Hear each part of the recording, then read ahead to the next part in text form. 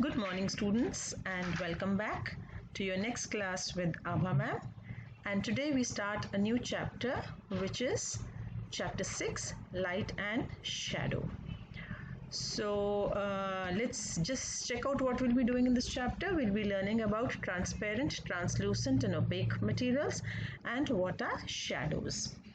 So let's get started. We will open to page 218 of our books. And here there is, it says, we have learnt in earlier classes that objects that produce light are called luminous objects.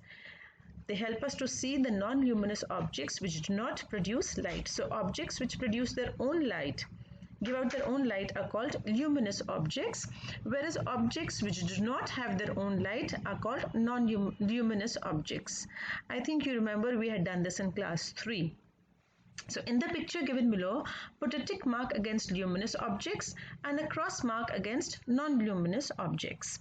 So the first one is the window. So the window is not a luminous object. The window does not have any light of its own. It just allows the light to pass through from outside. Next is the toy. The toy is also non-luminous. It does not generate its own light. Next is the candle. Candles are, yes, luminous. They have their own light, and even if the room is dark, you light a candle, you will be able to see the candles. Next is the tube light. The tube light is also a luminous object because it has its own light. It generates its own light. Though it may be through electricity, but it is generating its own light. The next one are the books. The books again are non-luminous. If the room is dark and there are books there, they don't generate their own light and make the room bright. The next is the cushion. The cushion again is a non-luminous object, whereas the table lamp is a luminous object because there is a bulb inside the table lamp which, on lighting up through electricity, gives out light of its own. And last but not the least is the wall, which is again a non-luminous object. So non-luminous objects are made from different materials.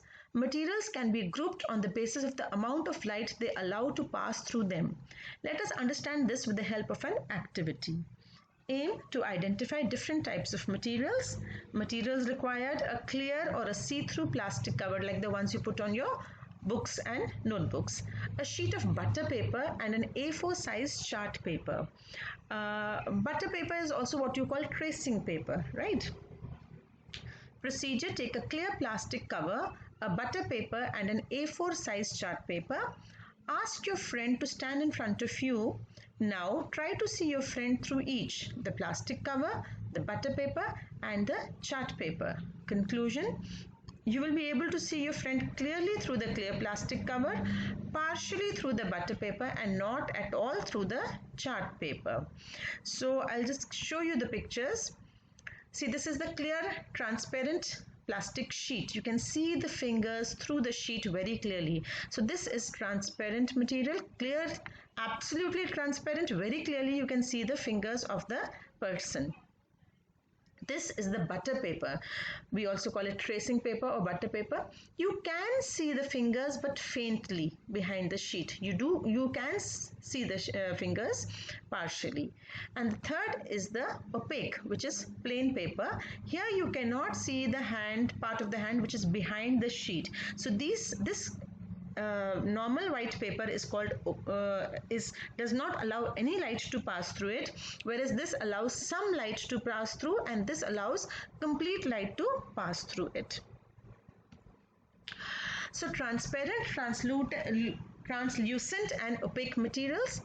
So now a name is given to those materials we just now saw, the ones which allow complete light to pass through.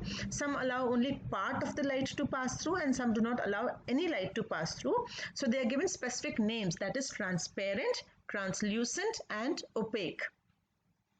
We use the term transparent quite frequently, so you all know what is transparent.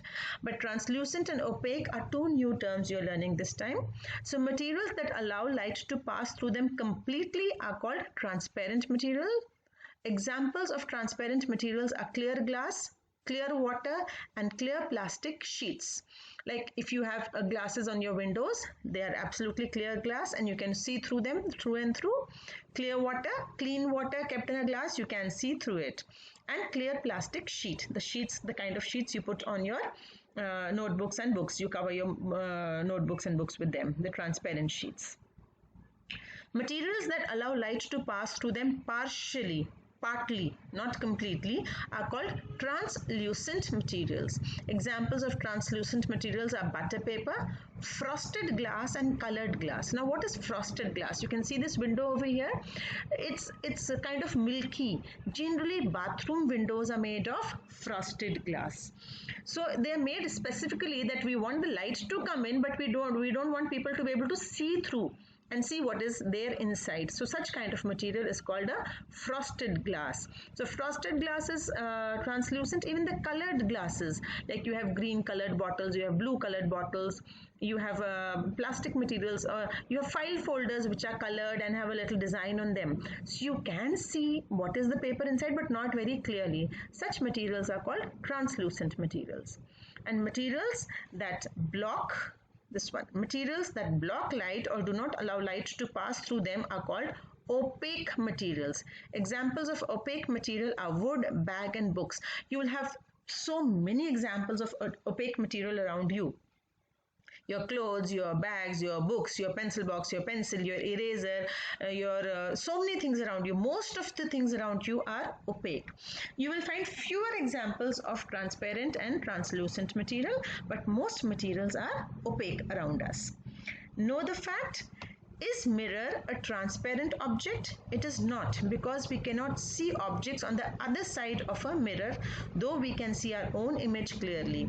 A mirror is not transparent. Actually, it is made out of glass, which is transparent, but a coating is put behind the glass, which then what happens, does not allow the light to pass through, but it bounces back. And therefore, it bounces back and you see your own image in front. This process is called reflection.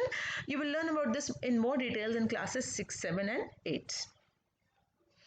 Okay, so after this I am showing you a picture here, transparent, translucent and opaque. So if you can see, it says transparent objects allow all of the light to pass through them. This means that we can clearly see through them. So this is a transparent sheet. You can see the boy's face very clearly over here.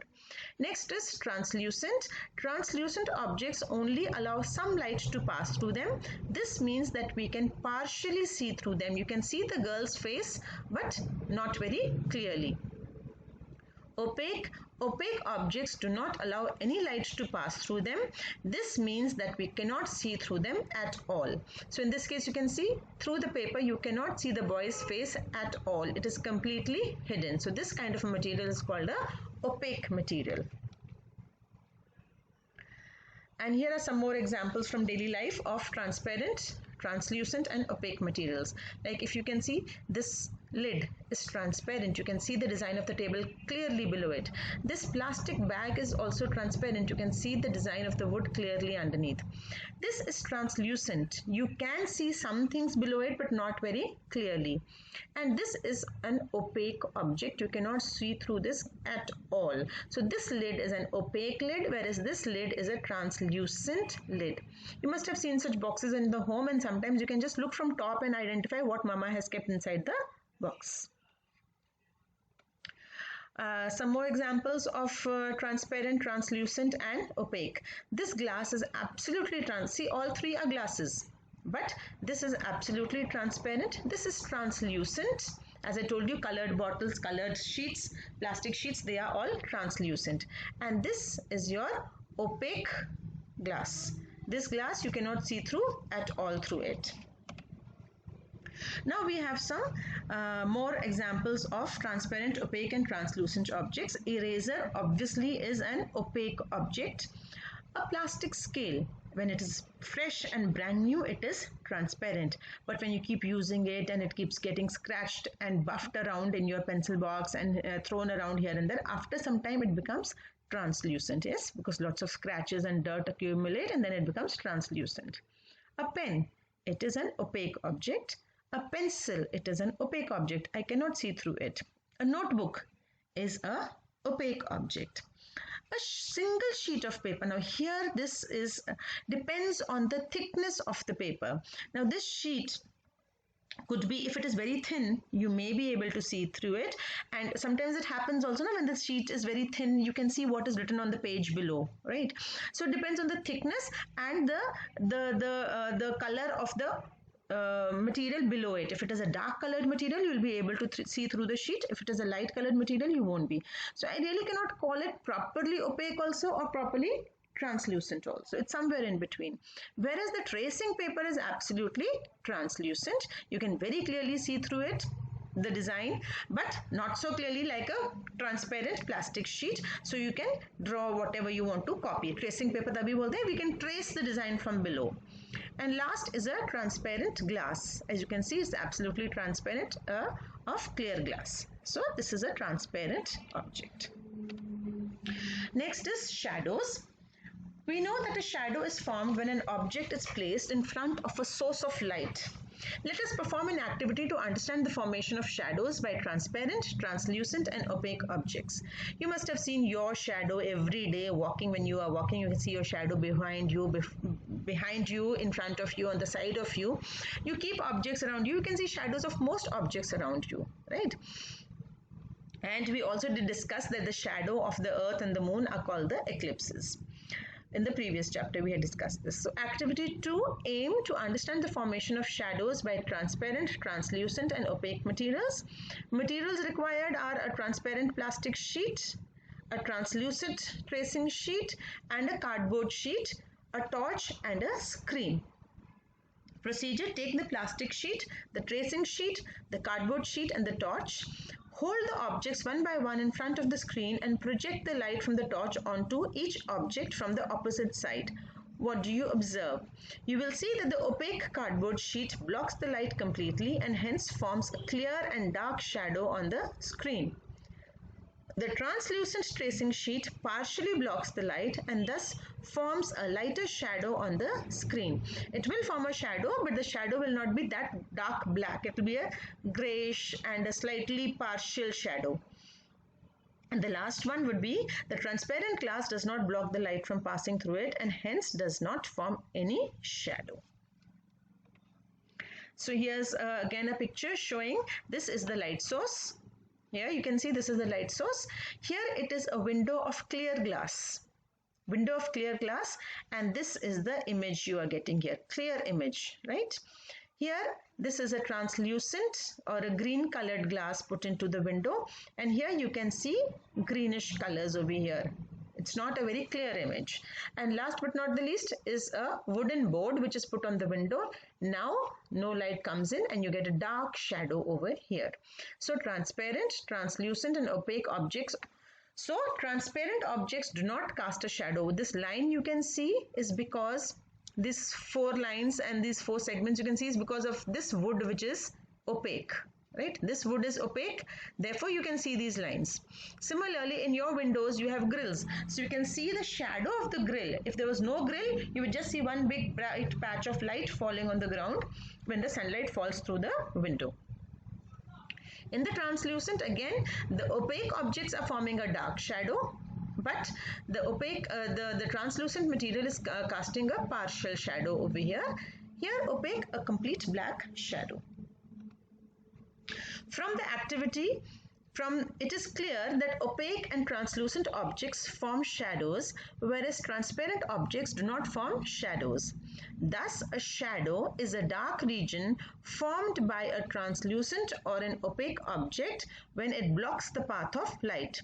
3 things are required for a shadow to form: a light source, a translucent or an opaque object, and a screen, a surface on which the shadow can form. In our case, the screen could be the wall, could be the floor, could be a film put up anywhere. Anything could act as a screen. Characteristics of a shadow. There are some basic characteristics of a shadow.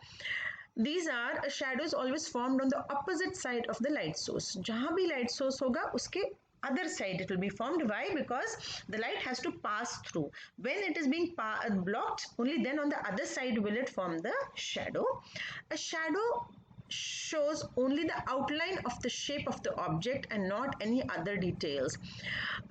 This you must have tried many other times also. You can just get the outline. When you look at your shadow, you can't see the nose, eyes, lips, etc. You can just see your own outline. You can't see the other features or the other details. The color of a shadow does not depend on the color of the object. Shadows are always dark. You might wear a pink dress, you might be wearing a white dress, you might be wearing a purple dress, you might be wearing a yellow dress, but the shadow is always black, right? So it does not depend on the color of the object. Last is the size of a shadow depends on the distance of the light source from the object and also on the distance of the screen from the object. This will be explained clearly in the next screen.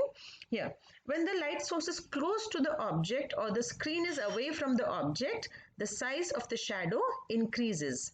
When the light source is away from the object or the screen is close to the object, the size of the shadow decreases. Like you can see here, this is the light source, this is the object. Here the object is closer to the light source and it is far away from the screen, so the shadow is huge.